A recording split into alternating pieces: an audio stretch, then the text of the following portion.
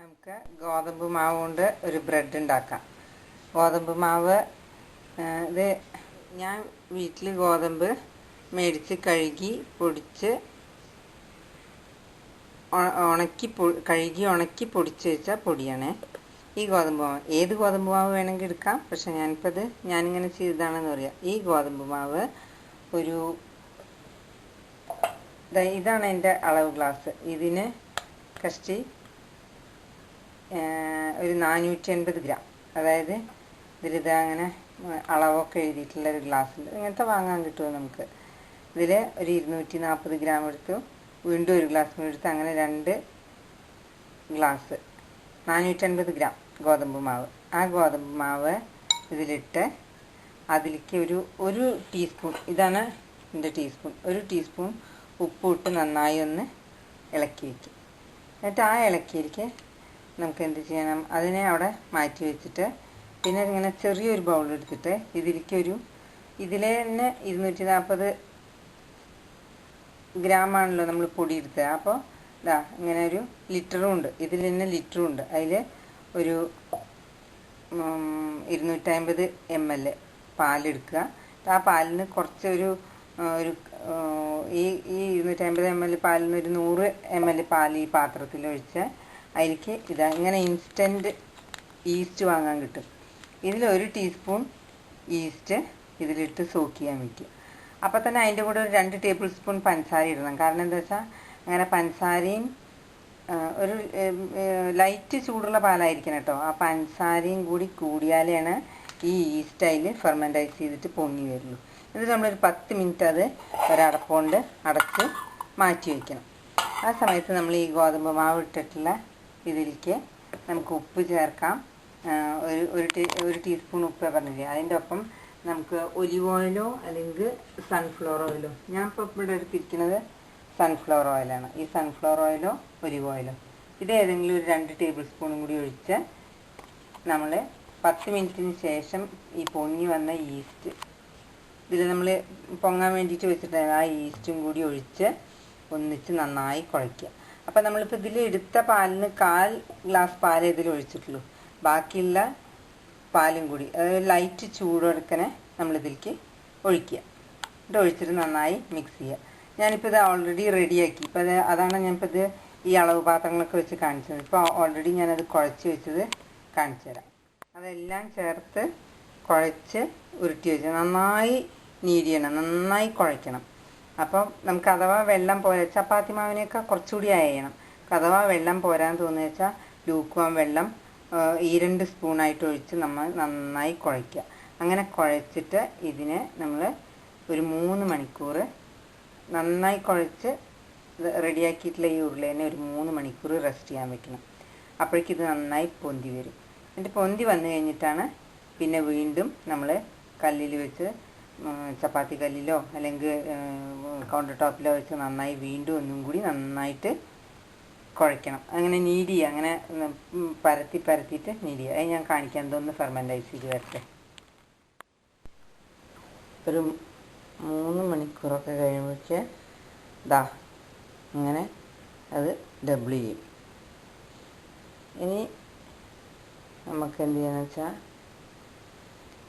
ഇതിന്ന് എടുത്തിട്ട് ഒരു പ്രാവശ്യം അതങ്ങനെ കൗണ്ടർ ടോപ്പിൽ ഒക്കെ ചെയ്യാം. അല്ലെങ്കിൽ നമുക്കിതങ്ങനെ നല്ല കടപ്പടയൊക്കെ ചപ്പാത്തി പരത്തുന്ന കല്ലുണ്ടെങ്കിൽ ഇതേപോലെ ഞാൻ ഇതിൽ വെച്ചിട്ടാണ് ഇതിനെ ഒന്നും കൂടി ഇനി ഉരുട്ട് ഇങ്ങനെ നീഡ് ചെയ്യും. അതായത് നന്നായി സോഫ്റ്റായിട്ട് ഒന്നും കൂടി ഇതായി വരാൻ. അപ്പോഴാണ് ബ്രെഡ് നല്ല പൊങ്ങി വരല്. പിന്നെ ഞാൻ വേറെ ഒന്ന് പറഞ്ഞതെന്ന് വെച്ചാൽ ഇതിനൊരിക്കലും വെളിച്ചെണ്ണ ഉപയോഗിക്കാൻ പാടില്ല. സൺഫ്ലവറോ അല്ലെങ്കിൽ ഒലിവ് ഓയിലോ ഉപയോഗിക്കാവുള്ളൂ. പിന്നെ ബട്ടർ ഉപയോഗിക്കാം, ബട്ടറിൻ്റെയൊക്കെ ടേസ്റ്റ് ഇഷ്ടമുള്ളവർക്ക്. പക്ഷെ അപ്പോഴും ബട്ടർ ഒന്ന് ഉരുക്കി മെൽറ്റ് ചെയ്തിട്ടൊക്കെ വേണം. അപ്പോൾ അതിൽ നല്ലത് സൺഫ്ലവറോ ഒലിവ് ഓയിലോ. ഇതിലിപ്പോൾ ഞാൻ സൺഫ്ലവറാണ് യൂസ് ചെയ്യുന്നത്. ഇനിയിപ്പോൾ ഇതിങ്ങനെ ഞാൻ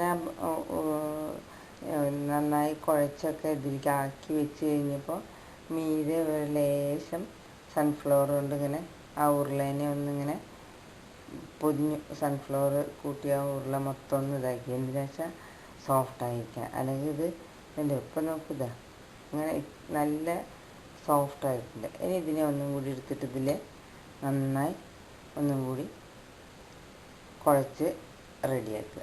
എന്നിട്ട് അപ്പോഴും നമുക്ക് കയ്യിൽ ഒരു ലേശം സൺഫ്ലവർ ഇതിൽ കല്ലിലോ കയ്യിലോ ആക്കിയിട്ട് അങ്ങനെ ചെയ്യാം. കുറേശ്ശെ കേട്ടോ, കുറച്ച് ആവശ്യമുള്ളൂ. എന്നിട്ട് പിന്നെ എന്താ വേണ്ടത് വെച്ചാൽ നമ്മളിത് ഒരു 10 മിനിറ്റ് കൂടി ഒന്ന് കുഴച്ച് റെഡിയാക്കുക. എന്നിട്ട് അത് കഴിഞ്ഞിട്ട് നമ്മളിത് ഓവനിലല്ല ഉണ്ടാക്കുന്നത്, മൈക്രോവേവിലോ ഓവനിലോ ഒന്നല്ല ഉണ്ടാക്കുന്നത്. ഞാൻ ഗ്യാസ് അടുപ്പിൽ വെച്ചിട്ട് എളുപ്പം എല്ലാവർക്കും ചെയ്യാൻ പറ്റുന്നത് തരത്തിൽ. അതിന് എന്ത് ചെയ്യുകയെന്ന് വെച്ചാൽ കുക്കറുണ്ടെങ്കിൽ കുക്കർ, അല്ലെങ്കിൽ നല്ല അടികനുള്ള വലിയ പാത്രം ഉണ്ടെങ്കിൽ അത്. ഞാൻ ഇവിടെ എന്താ ചെയ്തിരിക്കുന്നത് വെച്ചാൽ എൻ്റെ വലിയ കുക്കർ, 5 ലിറ്ററിൻ്റെ കുക്കർ, ആ കുക്കർ എടുത്തിട്ട് ഇതിപ്പോൾ ഞാൻ സാധാരണ ഉപയോഗിക്കുന്നതാണ് കേക്ക് ഉണ്ടാക്കാനും അല്ലെങ്കിൽ ഇതേപോലെ ഇങ്ങനെ ബ്രെഡ് ബണ്ണ് ഇതൊക്കെ ഉണ്ടാക്കാൻ വേണ്ടിയിട്ട്. ആ കുക്കറിൻ്റെ അടിയിൽ കല്ലുപ്പാണ് ഇട്ടിരിക്കുന്നത്. ആ കല്ലുപ്പ് ഇങ്ങനെ ഇട്ടിട്ട് ഇത് നമുക്ക് പിന്നെ ഉപയോഗിക്കാൻ പറ്റും. ഈ ഉപ്പേ ഉപയോഗം കഴിഞ്ഞ് എടുത്ത് വെച്ചാൽ മതി. അല്ലെങ്കിൽ ചരലൊക്കെ വേണം അപ്പം അതിലും, അല്ലെങ്കിൽ മണൽ. ഇത് ഞാൻ ഉപ്പാണ് ഇട്ടിരിക്കുന്നത്. എന്നിട്ട് ആ റിങ്ങും വെച്ച് ഇനി നല്ല എണ്ണമയം പുരട്ടിയ ഒരു പാത്രത്തിലേക്ക് ഇതിനൊന്നും കൂടി റെഡിയാക്കിയതിന് ശേഷം ആ പാത്രത്തിലേക്ക് ഒഴിച്ച് നമുക്ക് അത് ഇതിൽ വെച്ച് ഒരു 30 മിനിറ്റ്.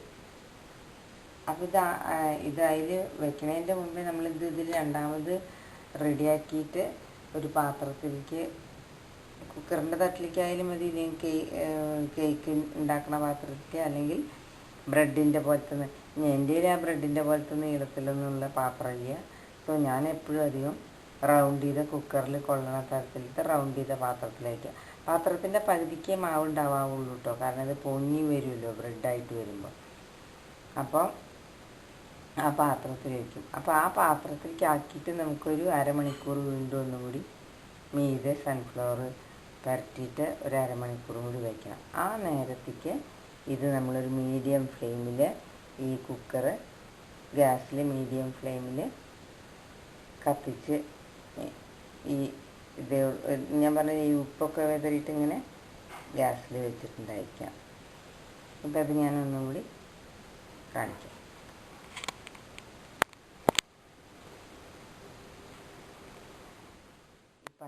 കല്ലിലിങ്ങനെ ലേശം കൂടി ഈ പൊടി തൂവിയിട്ട്, കാരണം ഇതിൽ നമുക്കിത് ചെയ്യണ്ടേ. ഇതങ്ങനെ ഇതിനെ കുഴച്ച് വെച്ചതിനെ നമുക്ക്, കാരണം ഒട്ടിപ്പിടിക്കാതിരിക്കാനാണ് നമ്മൾ വീണ്ടും കുറച്ചും കൂടി അങ്ങനെ ഇരിക്കുന്നു. ഇത് നമ്മൾ ഇതിലൊന്നും കൂടി വെച്ച് അങ്ങനെ എപ്പോഴും പരത്തുമ്പോൾ ഒന്ന് പരത്തി വെച്ച് ഫോൾഡ് ചെയ്തിട്ട് വേണം നമുക്കിതിനെ കുഴയ്ക്കാൻ. അങ്ങനെ ഒന്ന് പരത്തിയിട്ട് ഇങ്ങനെ ഇതിനെ വീണ്ടും ഇങ്ങനെ ഫോൾഡ് ചെയ്യുക. അപ്പോഴാണത് നന്നായിട്ട് നല്ല സോഫ്റ്റായിട്ട്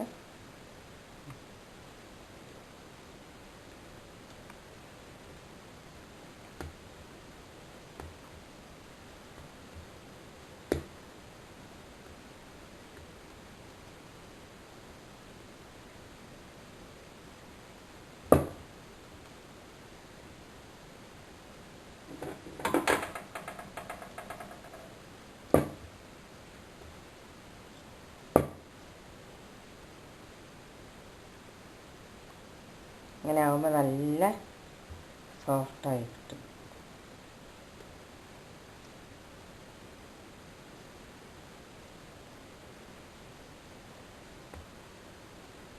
കണ്ടോ, മാവ് നമുക്ക് നല്ല സോഫ്റ്റായിട്ടുണ്ടാകണം. അപ്പോൾ ഇതിപ്പോൾ നല്ല സോഫ്റ്റ് ബ്രെഡായിട്ട് കിട്ടും.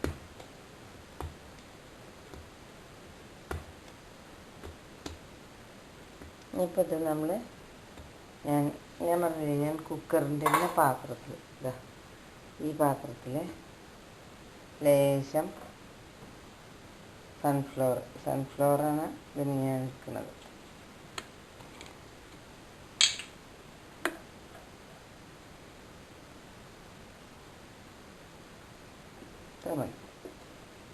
ആകപ്പാടെ നമ്മളൊരു 4 സ്പൂണ് എണ്ണ ആദ്യം കുഴയ്ക്കുമ്പോൾ ഒരു 2 സ്പൂൺ എണ്ണ ചേർത്ത്, പിന്നെ ഇതൊക്കെ റെഡിയാക്കി മാവിൻ്റെ പുറത്ത് 1 സ്പൂൺ എണ്ണ, പിന്നെ ഇപ്പോൾ അതിലും 1 സ്പൂൺ എണ്ണ, 1 സ്പൂണിന് വേണ്ടി. നമ്മളിത് ഇങ്ങനത്തെ ബ്രഷ് കൊണ്ട്, ഈ സിലിക്കോണിൻ്റെ ബ്രഷ് അല്ലെങ്കിൽ കൈ കൊണ്ട് ചെയ്താലും മതി കേട്ടോ. നന്നായി ഇങ്ങനെ സൈഡിലൊക്കെ നന്നായി തടവി കൊടുക്കും.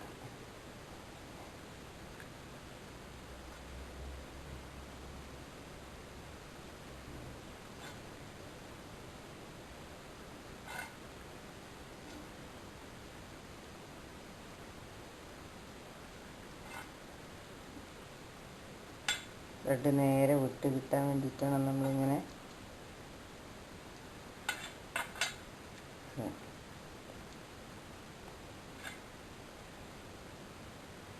ഇതിലൊരു അരമണിക്കൂറും കൂടി വയ്ക്കുക.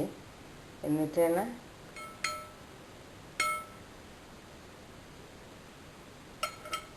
മീത വാങ്ങിച്ചാൽ വല്ല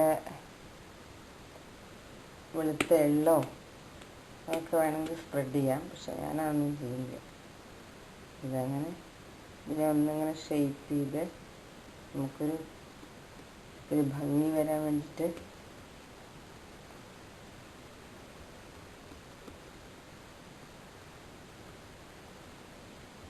പാത്രത്തിലൊന്നിങ്ങനെ എയറും ഉണ്ടാവരുത്.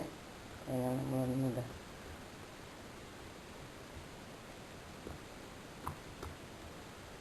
ഒന്നിങ്ങനെ സ്പ്രെഡ് ചെയ്ത് ഇനി ഇങ്ങനെ ഒരു അരമണിക്കൂറും കൂടി വയ്ക്കും. അത് കഴിഞ്ഞിട്ടാണ് നമ്മൾ പറഞ്ഞ കുക്കർ ഇത്ര ഞാൻ വയ്ക്കുമ്പോൾ കാണിക്കാം. അപ്പോൾ അതിങ്ങനെ ഒരു അരമണിക്കൂറും കൂടി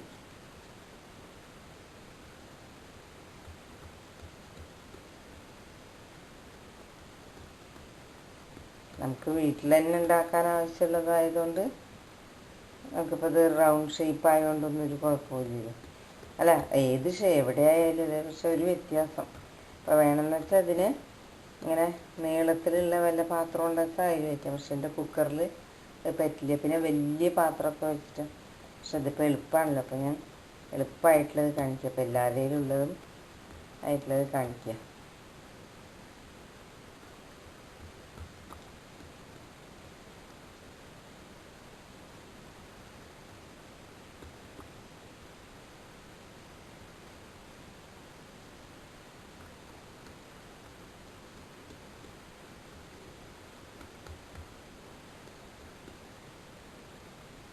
ഇനി നമുക്ക് വീണ്ടും ഒന്നും കൂടി ഇതിനെ ഒരു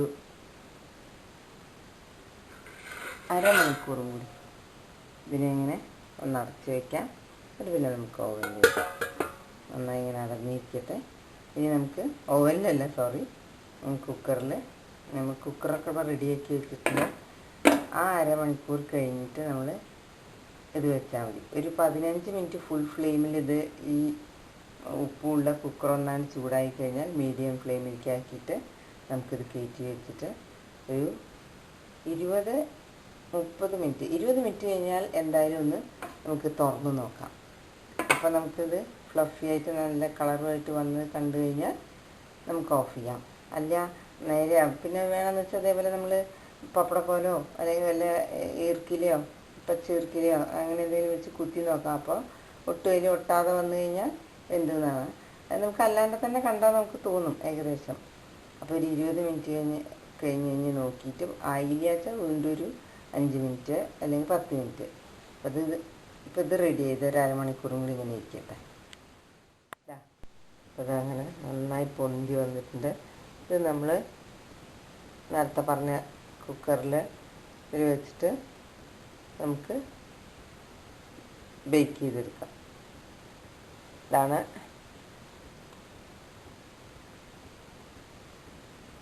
ആ ബ്രെഡിൻ്റെ നമ്മൾ 3 മണിക്കൂർ പൊങ്ങാൻ വെച്ച് പിന്നെ അരമണിക്കൂറും കൂടി ആ പാത്രത്തിലാക്കി വെച്ച് ഇപ്പോഴത്തെ ഇതാ ഇങ്ങനെ കുക്കർ അടുപ്പത്ത് വെച്ചിട്ടുണ്ട്.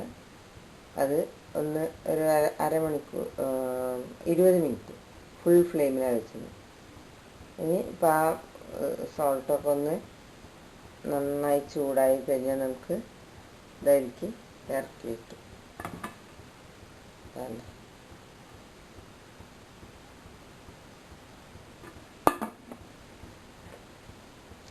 ആയതിന് ശേഷം കാണിക്കാം.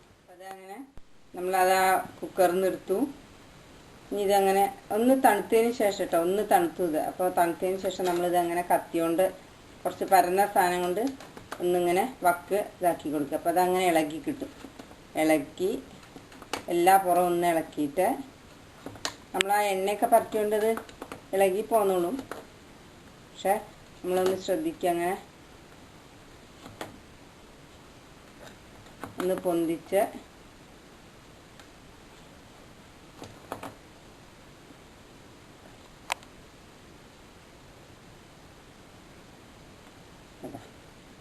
നമ്മുടെ ബ്രെഡ് റെഡി.